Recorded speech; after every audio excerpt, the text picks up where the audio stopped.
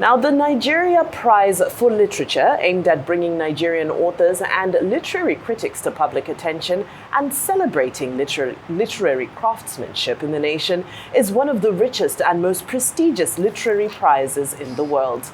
The Nigeria Prize for Literature was established in 2004 by Nigeria LNG Limited. Today, the prize celebrates 20 years of recognizing excellence in Nigerian literature. The prize has been awarded to over 16 Nigerian authors over the years, with accompanying prize money. The prize is administered by an advisory board led by Professor Akachi Adimora Azeibo. Nigeria LNG Limited is the proud sponsor of the prize and its sister prizes, and the Nigeria Prize for Science and the Nigeria Prize for Literary Criticism. The Nigeria Prize for Science and the Nigeria Prize for Literature, each worth $100,000 in award money, and the Nigeria Prize for Literary Criticism with a 1 million naira cash reward. The advisory board for the Nigeria Prize for Literature announced in August the finalists for the 2024 edition of the prize.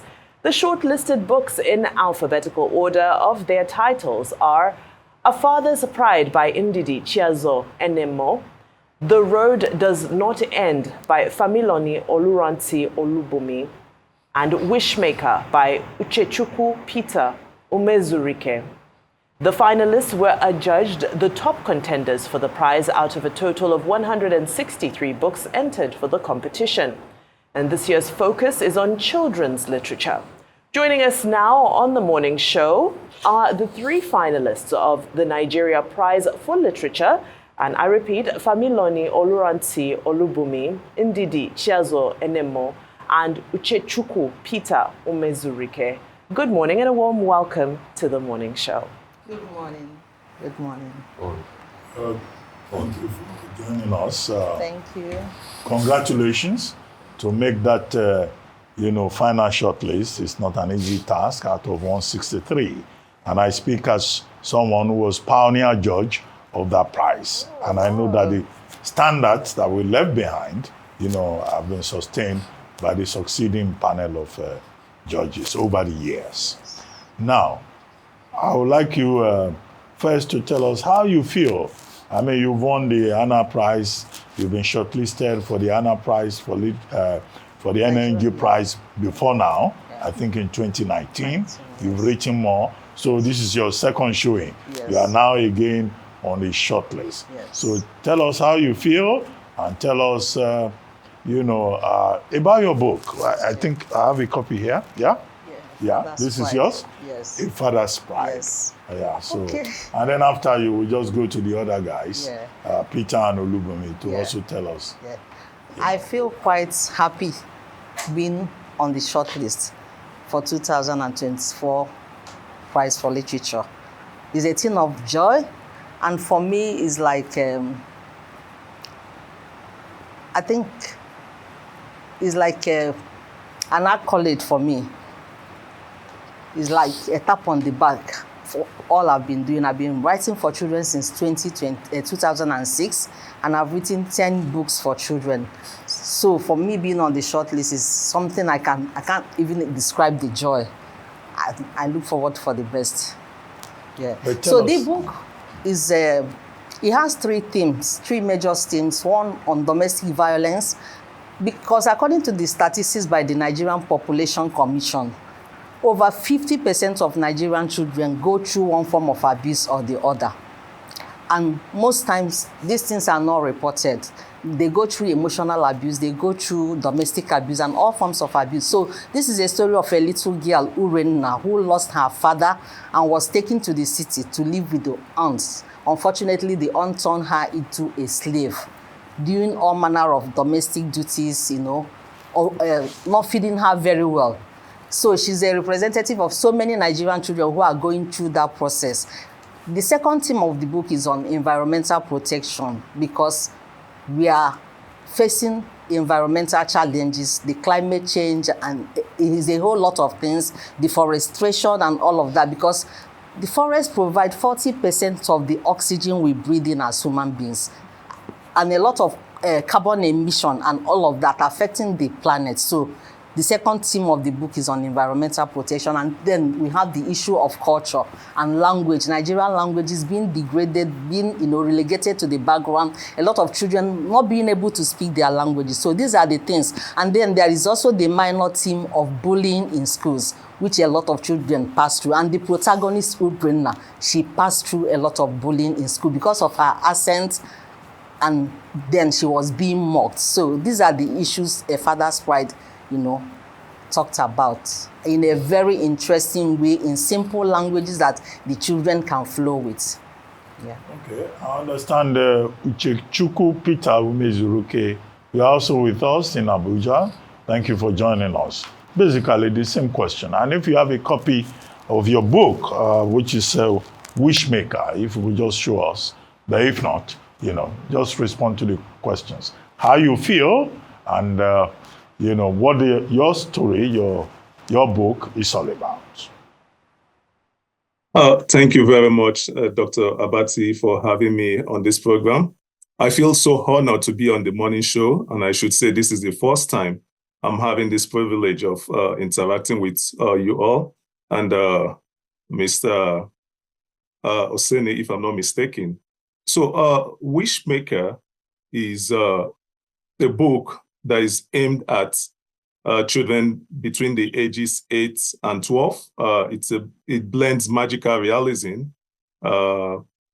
It's focused on a 9-year-old boy who lives with his poor mother.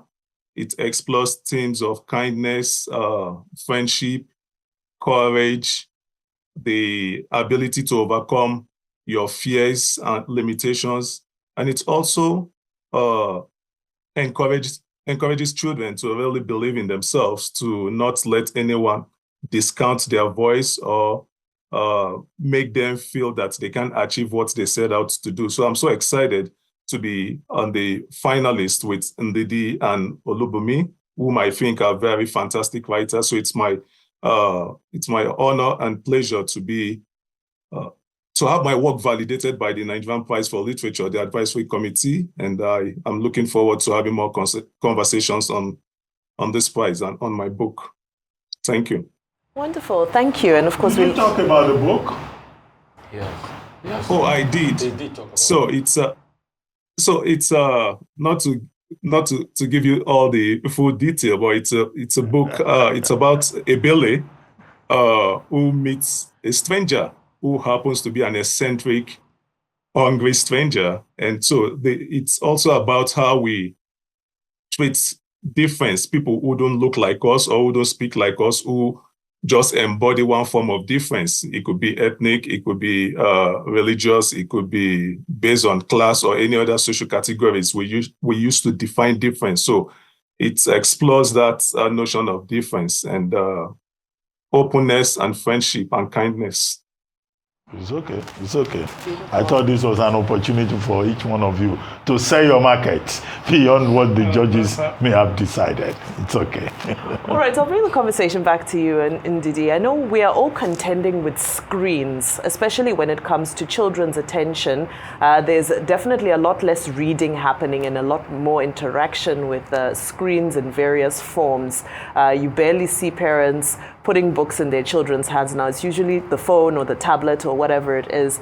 Now, my question is, how does this impact your process? Because I believe you started writing before screens were possibly your biggest competitor. How has this influenced your process? In fact, it's a big challenge because, like you rightly said, the children, their attention span is so short these days. A lot of things contending for children's attention, the screen, internet, and all of that. And for A Father's Pride, I was particular when I was writing that book. I was so intentional. It has a lot of activities for children that can take them away from the screen. We have the tree planting section in the book. We have the storytelling. The protagonist, Urena, she was telling folk tales because these are things that have been forgotten, even by adults. An average adult does not even know about the folk tales from their region. So we see Urena, trying to revitalize this custom, this culture of storytelling. So the book is packed with activities. Apart from the story, there is the folk tale, there is the tree planting, and then children can decide to do some of these activities and engage themselves, and it will kind of take them away from the screen. So that book can keep a child busy for 1 year. Yeah, a father's pride can keep a child busy for 1 year because you have loads and loads of activities to do. There is the issue of the Child's Rights Act, children being abused. What can a child do to help another child who is going through domestic abuse? So all those things are there to keep children, very, very busy so that it could lessen their screen time. Yes.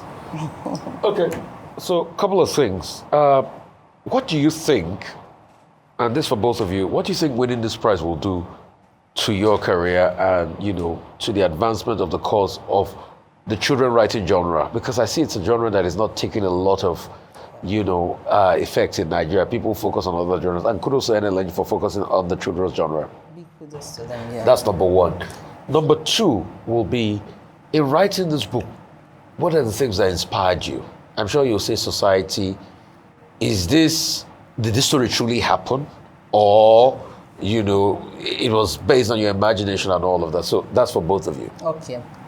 I could say that I get inspiration from things that happen around me. When I was growing up in Aba, we had this neighbor, and there was a little child living with them. That child was going through all forms of abuse. And I was just a teenager then. I couldn't do much. But I used to wonder, why couldn't the adults around me do something to save this child? And funny enough, her name is Ndidi.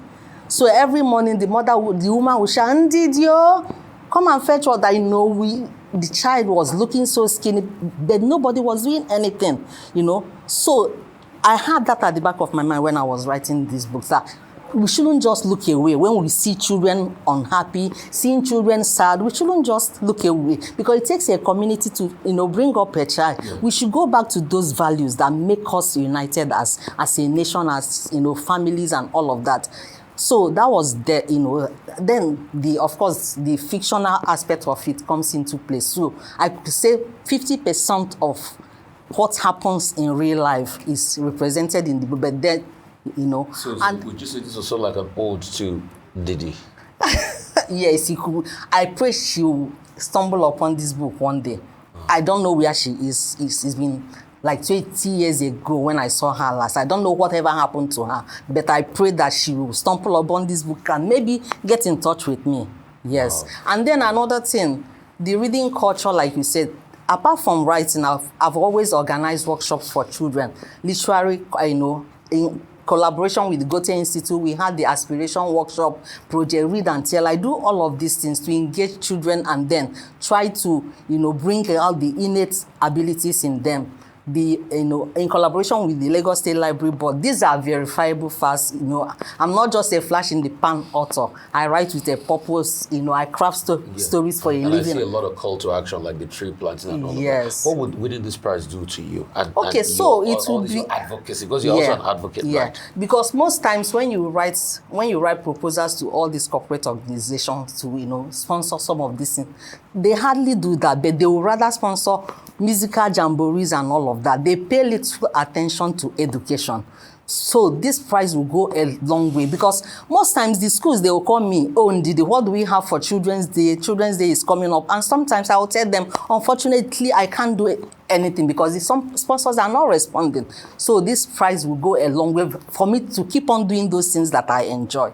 But of course, and then if you follow my social media page, you see that I've been involved with book donation activities, trying to donate books to children from low-income families, children in orphanages and all of that. So this prize will go a long way in boosting all these activities that I do. And of course, it will also help me in my personal life. Okay. Yeah. Uche, we're coming to you. Same question, what was the inspiration behind writing? Was it half fiction or half true, Was there somebody that you had in mind? Then what would you think this prize will do for you and your career? Yeah, thank you very much for that amazing question. So I grew up in Ajegule, and I recognize poverty, and this Wishmaker is also about a poor single parent. And in a way, this book is an homage to my father, who who really invested so much in getting me to become an assistant professor in the Department of English in Canada, something I never dreamt of becoming. And so this book is also about dreams. To consider someone coming from, so to speak, the slums of Lagos, and then to be an international award-winning writer, that means so much. So this book is about children trying to fulfill their dreams, to believe in themselves. So I think this prize will go a long way in helping me to reinvest in contributing to the reading culture. And I say this because before I left Nigeria, I donated over 300 books to 35 schools in Imo and Enugu states, with partnered by Rotary International Club. I've also done a lot of workshops, worked with schools in Nigeria and outside Nigeria. And I spoke with my publisher just last week, Masobe Books. I'm just making a shout out to them for doing so much for the Nigerian reading culture and being an independent, struggling publisher. And I hope we invest so much in the book industry in Nigeria. So I spoke with Otuke a couple of days ago, and one of the plans we have is to publish close to 5,000 copies of these books and distribute them to so many rural schools within Nigeria, and organize readings and get banks, the Minister of Education involved. So we have a plan, but we'll go into details if eventually I happen to be the winner. And so this book is inspired by certain real life experiences of mine. I have a fear of drowning, so I could be called someone who is agoraphobic or whatever. So in this book, I also explored Ebele's fear, the 9-year-old boy, because he was always afraid of the river. His father died in the river, so his father drowned, and he was always afraid that anytime he sees the water, it's as if the water is calling him. And so in this book, I created situations for him to confront and overcome this fear. So I think winning the prize will really be a big deal, and I hope I am successful enough to make that contribution. But even at that, even if I don't win it, I'll still continue mentoring and contributing my own modest quota to revitalizing or strengthening the reading culture within my own capacity. So thank you very much for that question, Mr. Seni. Okay. Well, I've listened to you very well. Look, the Nigerian LNG Prize for Literature is the biggest prize for literature in Nigeria. We're talking about 100,000 US dollars. By the exchange rate in Nigeria today, that would be about how much? 160 or something? Yeah, 160 million. 160 million naira. And I keep getting politically correct answers. I will ask my publisher to print 5,000 copies. I will donate money to schools. Look, let's go beyond the political correctness. Tell us what you do. If you just suddenly win 160 million naira, I would like to hear where I will buy a brand new car. I will build a house for my mother in the village, or Umezurike is in Canada. I will pay off my mortgage. Those are the kind of honest answers I want to hear. So tell me the personal things you do. Let's follow the money. Yeah. I will invest 100,000 US dollars. You are saying you will print books. I will donate books. Please, let's be realistic. Yeah. I said this before, that I will do something personal for myself. Yeah, like yes, what? I will buy something that when I look at that thing, it will be like a memorial, and I will be eternally grateful to NLNG, you know. So, energy, they are promoting literature. Yeah. They are also trying So to impact on personal lives. Umezurike, that mortgage that we need to pay, what percentage will go on it if you win? Dr. Abati, I really enjoy your humor, and I think some of the things you mentioned, they're already in process for me. So I think one of the things I would like to do is just to take a vacation, because I'm working on 3 books as we speak. An academic text on Nigerian masculinities, which is going to be published by our university press in the UK. And I'm also working on my next poetry collection, which is going to be published by the University of Calgary Press. And then I'm working on another anthology that includes Nigerian poets in the diaspora, which will be published by a Manitoba-based press. So I think I deserve a vacation. I plan to go on a vacation with my family because they've been very supportive, my wife particularly. And of course, you as a writer and a journalist, you know the struggles of trying to write and combine that with your family, taking time and then being cranky once in a while and not paying much attention to your spouse or your children. So I think my family deserve a much postponed vacation. I think that's the foremost thing I would do.